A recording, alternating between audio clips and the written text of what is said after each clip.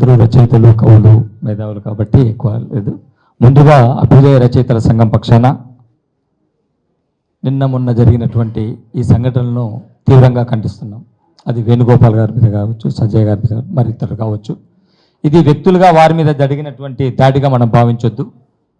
మేము అందరికీ తెలిసిందే, ఉన్మాదానికి, అభ్యుదయవాదానికి, ఉన్మాదానికి, ప్రజాస్వామ్యానికి, ప్రజాస్వామ్య విలువలకు, ఉన్మాదానికి, సెక్యులరిజానికి, ఉన్మాదానికి, ప్రగతిశీలులకు మధ్యన జరుగుతున్నటువంటి పోరాటం ఇది ఈనాటిది కాదు. ఇది గతం నుండి సాగుతున్నటువంటిది. ఇది కాకపోతే ఇటీవల కాలంలో మరింత ఎక్కువ అయిపోయినటువంటి వాస్తవాన్ని మనం గ్రహించవలసినటువంటి సందర్భం ఇది. ఈ సందర్భంలోనే మన సమూహాలు కానీ, మన ఆలోచనలు కానీ, మన శక్తిని కానీ బలోపేతం చేసుకుంటే తప్ప వాళ్ళను ఎదిరించలేం.